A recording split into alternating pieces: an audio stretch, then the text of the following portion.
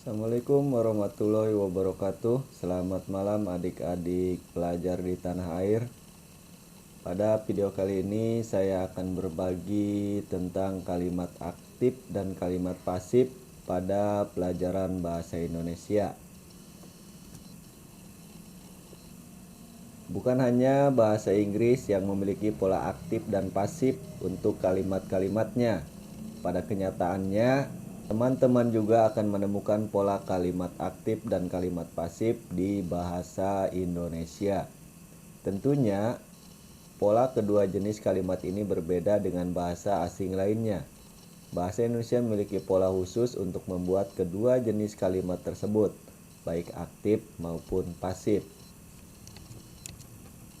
Nah, selanjutnya kita akan mengetahui pengertian kalimat aktif dan kalimat pasif.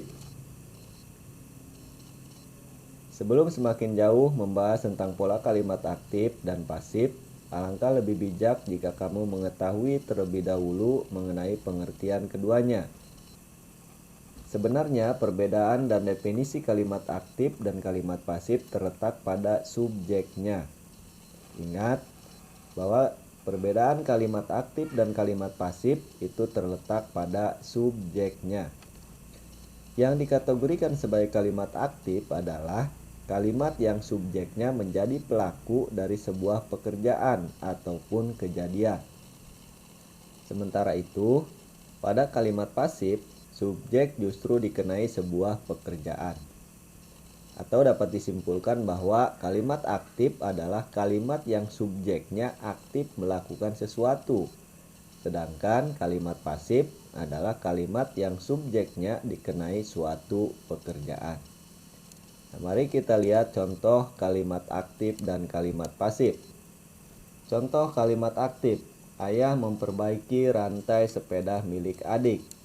Sementara contoh kalimat pasif: rantai sepeda milik adik diperbaiki oleh ayah. Kedua kalimat di atas memiliki pola yang sama, yaitu subjek, predikat, dan objek. Akan tetapi, kamu bisa melihat ada perbedaan subjek dan objek di kedua jenis kalimat tersebut. Pada kalimat aktif, subjek menjadi pelaku yang melakukan pekerjaan atau predikat. Jadi subjeknya di sana adalah ayah. Ayah itu menjadi pelaku yang melakukan pekerjaan atau predikat. Sementara itu, pada kalimat pasif, rantai sepeda milik adik yang menjadi subjek justru menjadi sesuatu yang dikenai predikat atau bisa dibilang menjadi bahan pekerjaan.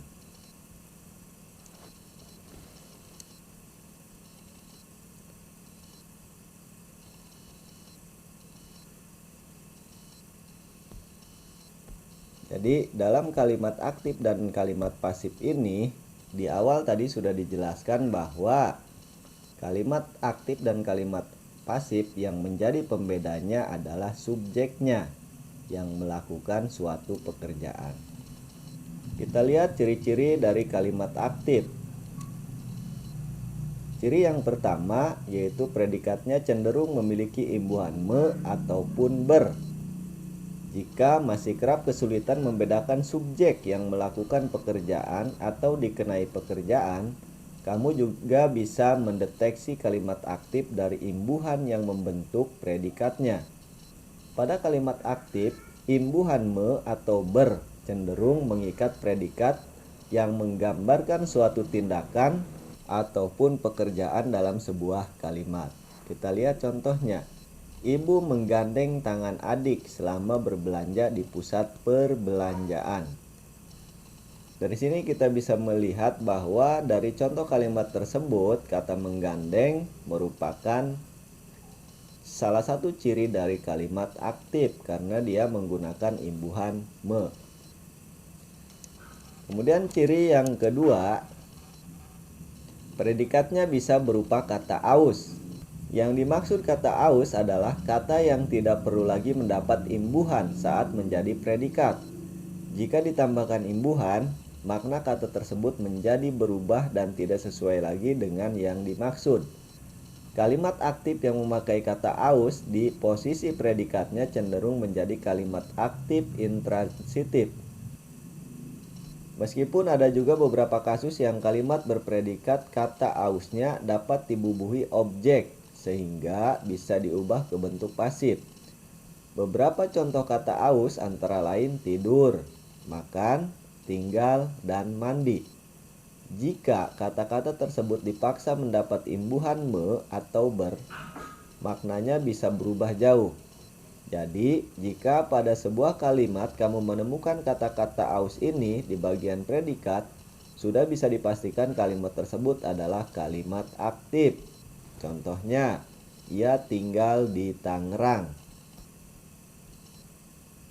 Dalam contoh tersebut, merupakan kalimat aktif karena dia memiliki kata aus yaitu tinggal yang menjadi predikat. Kemudian kita lihat ciri-ciri kalimat pasif. Yang pertama, predikatnya cenderung berimbuhan di ter atau ke-an. Jika kamu menemukan kalimat yang bagian predikatnya dibubuhi ketiga imbuhan atau afiks di atas, sudah bisa dipastikan kalimat tersebut tergolong kalimat pasif. Hal ini karena ketiga afiks tersebut secara tidak langsung membuat subjek menjadi pihak yang dikenai atau menjadi korban. Contohnya, koruptor tersebut dibekuk oleh penyidik KPK melalui operasi tangkap tangan. Nah, dalam contoh kalimat tersebut terdapat imbuhan ter, yaitu tersebut yang menjadi predikat. Jadi ini bisa disimpulkan bahwa kalimat tersebut adalah kalimat pasif karena dia dibubuhi dengan imbuhan ter. Kemudian ciri yang kedua, memiliki pronomina persona yang bergabung dengan predikat. Pronomina persona adalah kata ganti untuk merujuk orang pertama, kedua, maupun ketiga, yaitu ku, kau, ataupun nya. Di dalam kalimat, pronomina persona biasa merujuk ke posisi subjek maupun objek. Namun apabila letaknya bergabung dengan predikat, bisa dipastikan bahwa kalimat tersebut tergolong pasif karena pronomina personanya mengarah ke objek. Contohnya, buku itu dibacanya berulang kali. Ini termasuk ke dalam kalimat pasif karena di sana ada pronomina persona atau kata ganti untuk merujuk orang yang ketiga, yaitu dibacanya. Ya, di sini adalah orang ketiga. Untuk memperdalam pengetahuan kalian tentang kalimat aktif dan kalimat pasif dalam bahasa Indonesia, silahkan kalian membuat dua contoh kalimat aktif dan kalimat pasif. Kemudian setelah selesai, kalian kumpulkan kepada guru mata pelajarannya masing-masing. Demikian untuk video kali ini, semoga bermanfaat. Jangan lupa like dan subscribe serta ketuk loncengnya biar kami bisa menampilkan video-video yang terbaru. Sampai jumpa di video berikutnya.